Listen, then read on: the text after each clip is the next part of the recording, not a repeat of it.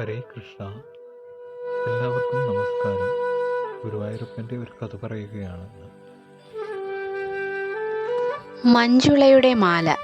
ഭക്തയായ മഞ്ജുളയുടെ മാലയുടെ കഥ എഴുതാതെ ഗുരുവായൂരപ്പൻ്റെ അത്ഭുത ലീലകളെ പൂർത്തിയാക്കാൻ കഴിയുകയില്ല. പരമഭക്തയായ ഒരു വാരസ്യാറായിരുന്ന മഞ്ജുള നിത്യവും ഗുരുവായൂരപ്പന് ചാർത്താനായി മാല കെട്ടി ക്ഷേത്രത്തിലെത്തുക പതിവായിരുന്നു. ഒരു ദിവസം എന്തോ കാരണത്താൽ വളരെ വൈകിയാണ് ക്ഷേത്രത്തിൽ എത്തിയത്. മഞ്ജുള എത്തിയപ്പോഴേക്കും നട അടച്ചു കഴിഞ്ഞിരുന്നു. നിരാശയോടെ മഞ്ജുള മാലയുമായി ഗുരുവായൂരപ്പനെ വിളിച്ചു കരഞ്ഞു. അതുകണ്ട് പൂന്താനത്തിന് കുട്ടിയോട് വലിയ അലിവ് തോന്നി. പൂന്താനം മഞ്ജുളയുടെ അടുത്തു ചെന്ന് ഇങ്ങനെ പറഞ്ഞു: മോൾ എന്തിനാണ് വിഷമിക്കുന്നത്?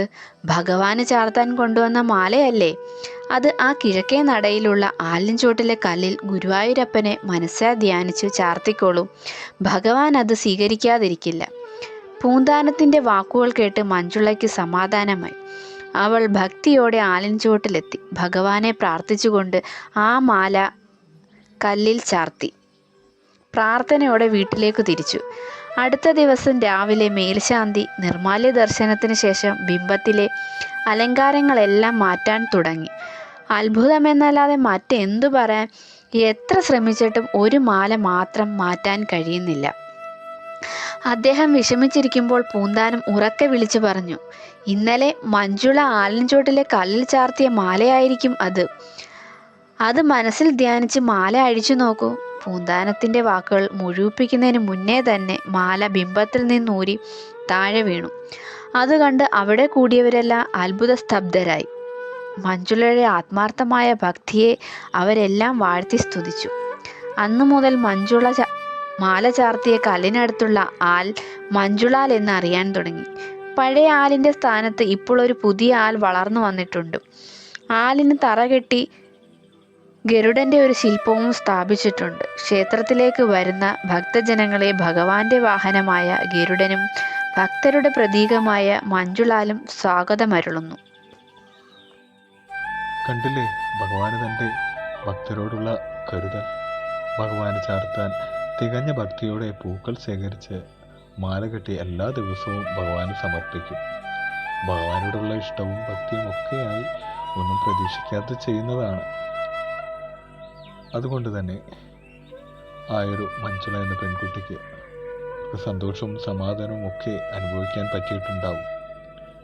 നിഷ്കളങ്കമായ ഭക്തിയോടെ ഭഗവാനൊരു പൂവോ തുളസിയിലയോ കുഞ്ഞിക്കുരുവോ ഒക്കെ സമർപ്പിച്ചാൽ മതി. അതൊക്കെ ഭഗവാന് പ്രിയപ്പെട്ടത് തന്നെയാണ്. പൊന്നും പണവും മറ്റ് വിലപിടിപ്പുള്ള ഒക്കെ കൊടുത്താലും കൊടുക്കുന്നവരുടെ പ്രവർത്തികൾ മോശമെങ്കിൽ അതൊക്കെ ഭഗവാന് അപ്രിയകരം തന്നെ. വിശക്കുന്നവന് ഒരു നേരത്തെ ആഹാരം നൽകാതെ, സുഖമില്ലാത്തവർക്ക് മരുന്നിന് പോലും സഹായിക്കാതെ, ഞാൻ വലിയവനെന്ന അഹങ്കാരത്തോടെ എന്നെ എല്ലാവരും ബഹുമാനിക്കണം, അനുസരിക്കണം എന്ന ചിന്തയിൽ നടക്കുന്നവർ, ഇവരൊന്നും ഈശ്വരന് പ്രിയപ്പെട്ടവരല്ല. പിന്നെ ബഹുമാനവും ഇഷ്ടവും ഒന്നും മറ്റുള്ളവരിൽ നിന്ന് പിടിച്ചു വാങ്ങാൻ പറ്റുന്നതല്ല. അതൊക്കെ മറ്റുള്ളവർ അറിഞ്ഞ് മനസ്സോടെ തരേണ്ടതാണ്. അത് അവരവരുടെ പ്രവൃത്തിക്കും സംസാരത്തിനും ഒക്കെ അനുസരിച്ചിരിക്കും. പ്രവൃത്തിയും സംസാരമൊക്കെ നല്ലതാണെങ്കിൽ അതിനെ ബന്ധപ്പെട്ടായിരിക്കും മറ്റുള്ളവർ നമുക്ക് വില തരുന്നത്.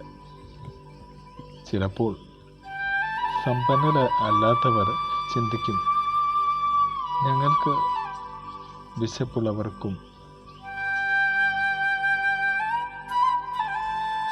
ആഹാരം കൊടുക്കാനും ചികിത്സിക്കാനും സഹായിക്കണമെന്നുണ്ട്. പക്ഷേ ഞങ്ങളുടെ പക്കൽ അതിനുള്ള പണമില്ല, ഞങ്ങൾ തന്നെ വലിയ കടത്തിലൊക്കെയാണ് എന്നൊക്കെ പറയുന്നവരുണ്ട്.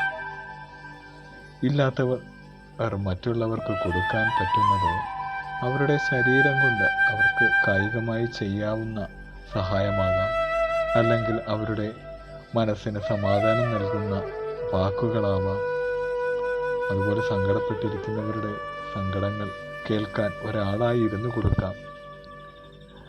മറ്റുള്ളവർക്ക് സ്നേഹത്തോടെ ഒരു പുഞ്ചിരി, ഇതൊക്കെ എല്ലാവർക്കും ചെയ്യാൻ കഴിയുന്നത് തന്നെയാണ്. ഇനി ഇതൊന്നും ചെയ്തില്ലെങ്കിലും മറ്റുള്ളവരുടെ ജീവിതത്തിൽ അനാവശ്യമായി ഗുണത്തിലും ദോഷത്തിലുമൊക്കെ കൈകടത്താതെ മറ്റുള്ളവരെ ശല്യം ചെയ്യാതെ ഇരിക്കുകയാണെങ്കിൽ അത് ഏറ്റവും നല്ല കാര്യമായിരിക്കും. ചിലരുണ്ട് ഒരു ഗുണവും ആർക്കും ചെയ്യുകയില്ല, ആരോടും നല്ല പ്രവൃത്തികളൊന്നും ചെയ്യുകയില്ല, പക്ഷെ മറ്റുള്ളവരെ ഇങ്ങനെ ശല്യം ചെയ്തുകൊണ്ടേയിരിക്കും. മറ്റുള്ളവരെന്ത് ചെയ്യുന്നു, അവർ ചെയ്യുന്നതിൽ എന്ത് തെറ്റുണ്ട്, അവരെവിടെ പോകുന്നു, അവരെന്തൊക്കെ വാങ്ങുന്നു, അങ്ങനെ പലതും നോക്കി അവരുടെ ഗുണകരമായതും ദോഷകരമായ എല്ലാ കാര്യങ്ങളിലും ഒക്കെ ഇടപെട്ട് ഇങ്ങനെ അനാവശ്യമായ കാര്യങ്ങളൊക്കെ പറഞ്ഞ് വെറുതെ ഇങ്ങനെ മനുഷ്യരെ ഇങ്ങനെ ബുദ്ധിമുട്ടിക്കുന്ന ഒരു ശീലക്കാരുണ്ട്. അപ്പം അങ്ങനെയൊക്കെ ഉള്ളവർ പരമാവധി ആ സ്വഭാവങ്ങളിൽ നിന്നൊക്കെ ഒഴിഞ്ഞു മാറാൻ നോക്കുക. ഇതൊന്നും ഈശ്വരന് പ്രിയപ്പെട്ടതല്ല. ഈശ്വരൻ ഇതൊന്നും ആഗ്രഹിക്കുന്നില്ല. ഈശ്വരൻ കണ്ടില്ലേ, ആ മഞ്ജുള വളരെ ഭക്തിയോടെ വളരെ ആത്മാർത്ഥമായിട്ട് ഒന്നും പ്രതീക്ഷിക്കാതെ എല്ലാ ദിവസവും മാല കെട്ടി കൊടുക്കുമ്പോൾ അതിൻ്റെ ഒരു അനുഭവം, അവർക്ക് നല്ലൊരു അനുഭവം, സന്തോഷിക്കാൻ അവർക്ക് എപ്പോഴും ഓർത്ത് സന്തോഷിക്കാനുള്ള ഒരു അനുഭവമാണ് ഈശ്വരൻ കൊടുത്തത്. അപ്പോൾ അതുപോലൊക്കെ എല്ലാവർക്കും ഉണ്ടാകും. സമാധാനം നമുക്ക് എപ്പോഴും ഉണ്ടാകാൻ ഇങ്ങനെയൊക്കെയുള്ള അനാവശ്യമായ കാര്യങ്ങളിൽ നിന്നൊക്കെ ഒഴിഞ്ഞു നിന്നാൽ പലർക്കും അതൊക്കെ സാധ്യമാകും. അപ്പം നമ്മളൊക്കെ മനസ്സിലാക്കേണ്ട കാര്യങ്ങളാണ് ഇതൊക്കെ. നമുക്കറിയാൻ വയ്യാതെ പലതും നമ്മളും ഇതുപോലൊക്കെ ചില കാര്യങ്ങളിലൊക്കെ ഇടപെടാറൊക്കെ ഉണ്ട്. അപ്പോൾ അതിൽ നിന്നൊക്കെ നമ്മൾ മാറണം. ഇതുപോലുള്ള കാര്യങ്ങളൊക്കെ വായിക്കുകയും പഠിക്കുകയൊക്കെ ചെയ്യുമ്പോൾ നമുക്കും അതൊക്കെ സ്വയം തോന്നി തുടങ്ങും. നമ്മളെക്കുറിച്ച് നമ്മളൊന്ന് വിലയിരുത്താൻ തുടങ്ങും. അപ്പം തന്നെ നമുക്ക് ഈശ്വരൻ്റെ ആ ചിന്ത വരും. അപ്പം നമ്മൾ തെറ്റായ ചിന്തകൾ വരുമ്പോൾ ഈശ്വരനെ മനസ്സിൽ ഓർക്കുക. അപ്പം നമുക്ക് തോന്നും, അയ്യോ നമുക്കിതൊന്നും ചെയ്യാൻ പാടില്ല, ഇതൊക്കെ തെറ്റാണ്. അങ്ങനെ ശീലിക്കുമ്പോൾ പതുക്കെ നമ്മളിലും ആ ഒരു നല്ല ശീലങ്ങൾ വന്നുകൊണ്ടിരിക്കും. അപ്പം എൻ്റെ ഈ വീഡിയോ ഒക്കെ കാണുന്നവർക്കും അതിനെ സപ്പോർട്ട് ചെയ്യുന്നവർക്കുമൊക്കെ വളരെ നന്ദി. അപ്പോൾ എല്ലാവരുടെ അഭിപ്രായങ്ങളൊക്കെ ദയവ് ചെയ്ത് കമൻ്റായിട്ട് അറിയിക്കുക. എല്ലാവർക്കും ഒരിക്കൽ കൂടി നന്ദി പറയുന്നു. ഹരേ കൃഷ്ണ.